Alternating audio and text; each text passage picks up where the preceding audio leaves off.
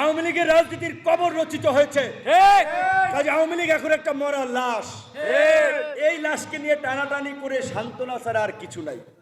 আজকে আওয়ামী লীগ বোধহয় হরতালের ডাক দিয়েছিল, মানে গ্রামে বলে আপনার এইখানে কি বলে যে আমাদের যে কুক পলান্তি খেলা, ওই যে বাচ্চারা ধরেন খেয়ার কিংবা গাছের আড়ালে বসে কুক দেয়, তারপরে একজন আবার দেখে একটু মানে বোকা দিয়া মানে মুখ দেখায়।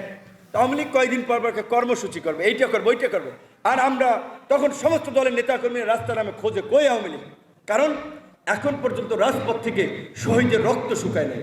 আমার ভাইয়েরা এখনো হাসপাতালের বেডে কাটাচ্ছে, আর তোমরা এই গণ অভ্যুত্থানের 1 বছর যায় নাই, এখনই আস্ফলন দিবা, সেটা এই বাংলাদেশে আর হবে না।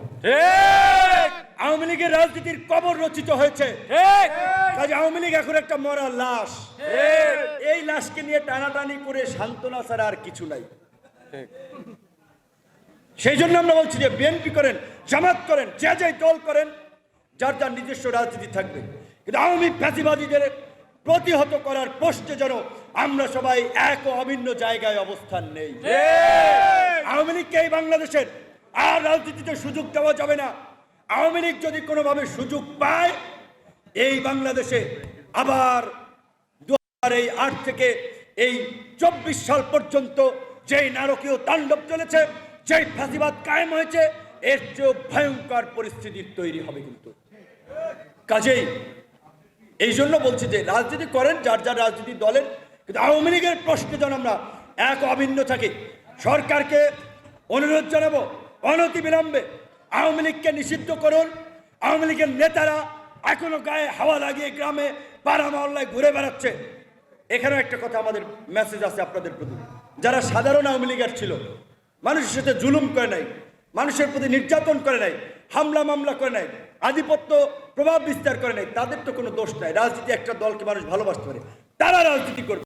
কিন্তু যারা চাঁদাবাজি, দখলদারি, এই থেকে সারা বাংলাদেশে গত 16 বছরে বিরোধী দলের সভা সমাবেশে হামলা, নেতাকর্মীদের ঘর দখল, বাড়ি দখল, এই দুর্বৃত্তায়িত রাজনীতি করেছে, সেই সমস্ত আওয়ামী লীগকে কোনো ছাড় দেওয়া যাবে না।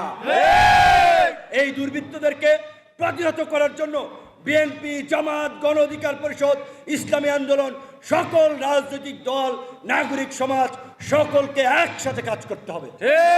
আওয়ামী লীগের প্রশ্নে আমরা এক।